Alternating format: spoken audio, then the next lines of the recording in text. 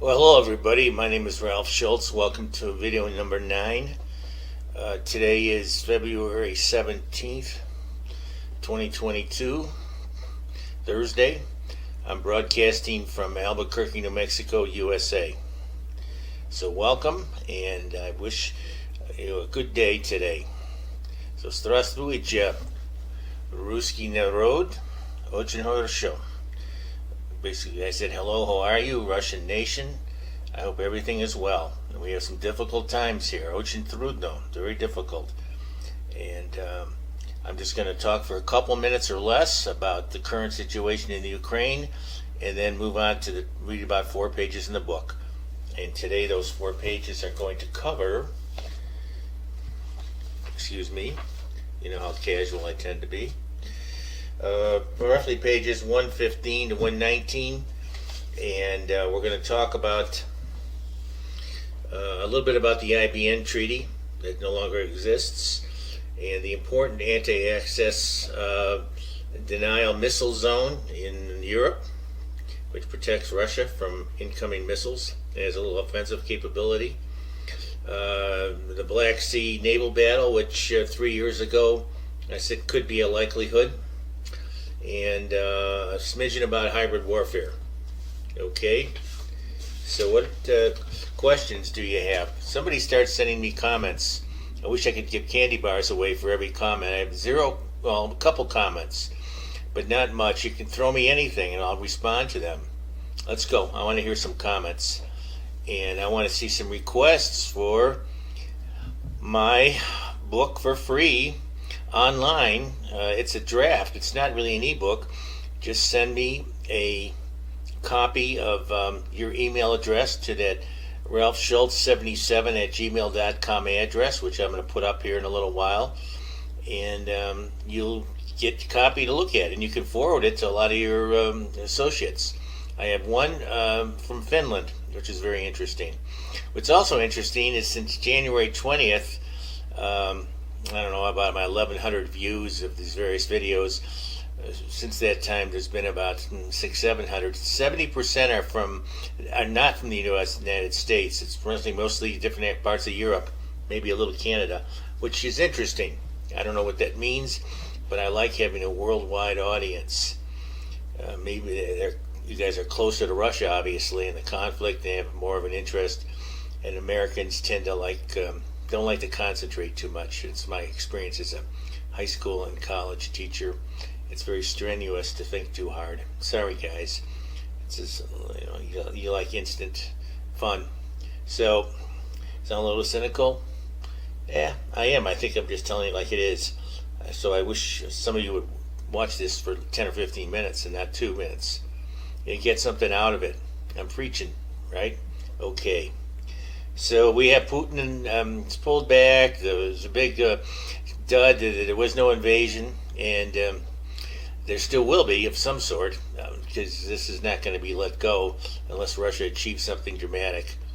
So the U.S. thinks there'll be a full-blown invasion in a few days. I think there'll be something in a few days, probably after the Olympics now, which will be next week, after the 20th. And there has not really been a net removal of Russian troops, and they say they're inching closer, and they put on attack helicopters and different things at different places. And so there's also been in the Donbass, that original region of the conflict in the east there, the coal mining area along the Russian border, there's been discussions that there's genocide going on there. They found mass graves and so horrible things. Although the Ukrainians have conducted a quasi-offensive artillery presence there, this is taking it a step further, which would justify Russian incursion to protect people. Rather vague. And the Duma, and now Putin, I think they're going to approve their recognition of Luhansk and Donetsk People's Republics as legitimate independent nations, and that's going to make things really interesting. Then they'll really be justified going in there. So something's going to stir up. If the whole half of Ukraine there comes under fire, and then the U.S. and Europe will institute these really severe sanctions, which Putin would say would consider an act of war, which I heard through the grapevine he might invade the Baltics a small invasion into Latvia, perhaps, that has 1/3 Russian people who have been dissatisfied at times. They're mostly in the part of Latvia next to Russia. They're original Russians because Stalin put Russians in there to occupy the Soviet state. So we'll see what happens. But let's move on with the book. I don't want to belabor this. There's a million things on YouTube video about it. You can see whatever you want. But it's not over till it's over, as the great baseball player from the Yankees, Yogi Berra, once said. It's not over till it's over. Neither is my book. We're going to only get a few chapters, a few videos to go, and we'll be done. Then I'm going to talk about my trip to Russia in '68. That'll be 4 or 5 videos, and then a little about the U.S. economy. That'll be another 4 or 5 videos, and then maybe at the end a little about China. I have a whole section in China here, but I'm skipping over it. It's the same as Russia. It's the same principles. So I'm starting in 1:15. Ready, get set, go. By the way, my book is also for sale on Amazon, major bookstores in Berlin and London, for 2 places, Paris. You can buy it over there, and as well as Barnes & Noble, Amazon, all kinds of small bookstores in the U.S. online. So on October 22nd, 2018, the Trump administration announced it was canceling the IBN treaty, negotiated in 1968 between the U.S. and the Soviet Union, and which will cause some issues to arise. This is a potentially dangerous and destabilizing idea. Russia was not in favor of it. I would say it's reckless, maybe. This treaty provided for a reduction in offensive missiles, inspections, and a prohibition of land-based cruise missiles with a range of from 300 miles to 1,300 miles. That's 500 to 2,000 kilometers. Now, Russian missiles will be allowed to reach all of Europe and the Middle East from scattered hard-to-detect sites across the vast Russian country west of Moscow. This further divides the countries and can foster mutual distrust and fear, which are the basis for conflict, which is happening now.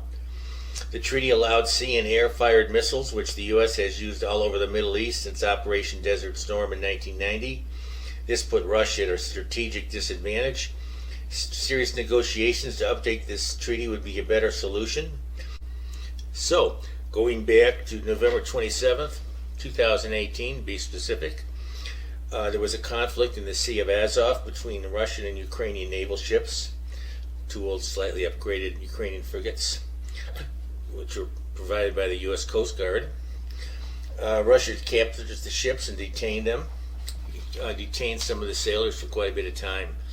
And so Russia took military action because they were upset that Ukraine didn't respond to their communications. Okay, Russia calls Ukraine the aggressor. Could it be? Ukraine is determined to get back these regions today. Even now, May 20th, well, this is when I wrote this, 2019, the newly elected Ukrainian president proclaimed, this is the current president, Zelensky, that Crimea and the Donbass must be returned to Ukraine. And there might be an amendment to the Constitution about that. There is no possibility of that ever happening, as you can see now. July 2019, Russia also withdraws from the INF treaty, allowing it unlimited access to build and deploy cruise missiles of any range. Okay, compliance inspections are terminated. This is not good. There's no transparency. So everybody tell me, think about this. Why is Europe afraid of Russia? Are you? If you're especially European? Sweden, not in Russia's border, is very concerned and perhaps preparing for a conflict. I know the Swedes, though, have been arch enemies of Russia going back 300-400 years. So it's a surprise to most of you, isn't it?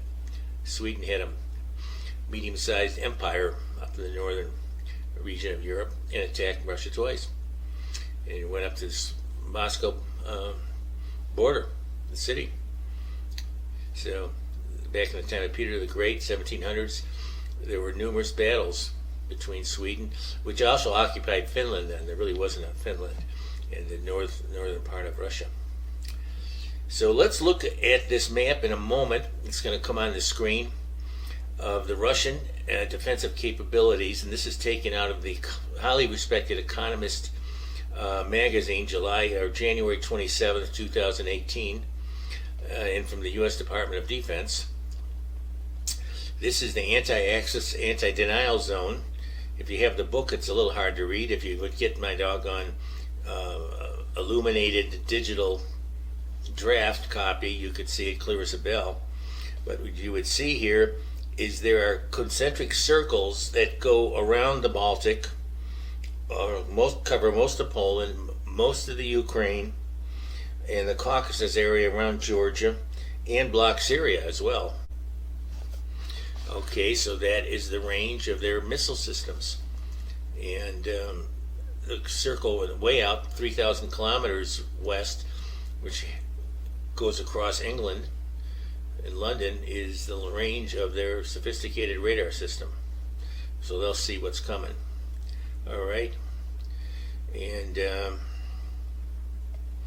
so it's something, to be aware of. So, belligerent military forces enter at your own risk. There's numerous Iskander missile sites through there. And as I said, the perimeter reaches Helsinki, Finland, Stockholm, Sweden, Poland, Ukraine, the Baltic countries, and most of Turkey. All right. It doesn't cover Romania and Bulgaria and Hungary, most of Hungary. And it's interesting, these three European countries are more positive and less concerned about Russia as a hostile country, although Romania now is putting in U.S. missiles, so things may change. So, Russia is updating its coastal navy, which is mostly corvettes and frigates. These are small ships, but they have some missiles and sophisticated radar technology. Okay, so, but there's a lot of them, so they're it's like bees. They're harder to find, and to destroy with one hit. So if there was some kind of military conflict, okay.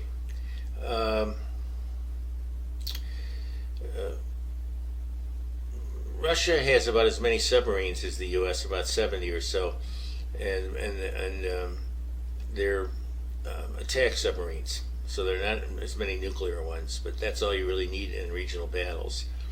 Okay, and I said it's updating its small coastal navy. They're going to add 20 ships. In my book it says 2020. It's over with already, but they've been putting some into service in the Baltic and in the Black Sea. All right. Russia has 67 submarines, and the U.S. 71. This is 3 years ago. So the Russian attack submarines are focused on protecting the ICBM submarines at sea and the coastlines, and are being designed to sink ships and protect the homeland. They're more defensive in nature. There are many small naval corvettes, frigates, and destroyers are agile and quick, with electronic equipment and missiles to attack naval ships. They're basically defensive in nature. Some are old. New ships are being added constantly. They also have sophisticated new cruise missiles, okay? And they have a range of several hundred miles. The INF Treaty eliminated cruise missiles with a range over 300 miles, but exempted cruise missiles fired from sea or air. That is one reason Russia fired its missiles from the landlocked Caspian Sea to Syria. The cruise missiles that have been used since 1990 in the Middle East wars by the U.S. have been sea and air launched, avoiding this limitation. Now, Russia is building missiles that exceed this distance but are ground fired because it does not have extensive naval launch capability and could violate the INF Treaty signed by the USA and Russia, limiting distance, or if there's another one created. All right. Now Russia is free to build and place long-range cruise missiles anywhere up to their border, which will cover most of Europe with their range. All right. President George Bush pulled the USA out of the ABM Treaty in 2002. So this is Russian necessary defensive response. So by doing that, it makes Russia more vulnerable, because now if the U.S. puts too many good defensive missiles in Eastern Europe, inhibit any Russian mass attack. Well, that may be good, but it upsets the balance of power, because then it may say, well, what if some people in the U.S. get into power who get more aggressive militarily? Okay, so at that time there were about 200,000 well-trained Russian troops near the Russian border from the Baltics to the Ukraine, within 48 hours of deployment to the border. They have a new battle of order configuration with many units at the battalion and regimental level. That's about 800 to 2,000 troops under independent operation for quick deployment and flexibility, rather than being put together into large divisions under central command with up to 13,000 at this level, and often unwieldy and slow to respond. Russian soldiers' training has been upgraded with large drafty troops held in the rear. Estimates vary, but Russia has about 75,000 extremely well-trained troops with new updated equipment similar to the U.S. Army. These are their top crack troops. They have undergone numerous it's probably all over 100,000 now. They have undergone numerous military exercises. There is enough to fight short-lived regional ground battles in today's military environment. You don't need 500,000 man army to do that. What's most likely to happen. Okay, what I'm saying is that U.S. ground forces would be eliminated before they landed by Russian ground fire and electronic radar-guided missiles. So you really can't have a land war to speak of. Those on the ground would be hit by a massive wave of missiles and rocket fire. This is not like the Iraq War, when the U.S. had months to amass a huge ground force of 500,000 in 1990 and 150,000 in 2003. The regional conflict would be over in 3 weeks or less. Of course, U.S. air power would cause damage, but would face overwhelming defensive Russian firepower. Remember, Russia would be on its homeland and be inspired to fight for Mother Russia. It's a big difference. And Russia's electronically directed land cruise missiles are nimble and would sink a few American expensive ships out in the sea or damage them severely, which would be exposed. The Russian assault submarines could also play a role firing at both the U.S. naval fleet and any remaining ground positions near the Russian border in Donbass or even central Ukraine, or against the Ukrainian army by itself. What I'm saying is, if there was some sort of battle, the U.S. would have losses. And any loss is a not acceptable loss, because the American people wouldn't tolerate people and expensive ships being sunk. And neither would the admirals. They'd be losing face by the hour, by the day. So they would just call it an armistice after a couple days. So there isn't going to be a U.S. military conflict over there that lasts. And it probably won't happen. If it does, the U.S. is going to lose status and its position as the leading military, at least temporarily. It'll really enhance Russia's standing in the world. And that's something our military doesn't want, and probably our Congress. Okay. So Russia now has sophisticated nuclear power attack submarines called the Yasen class, Y-A-S-E-N.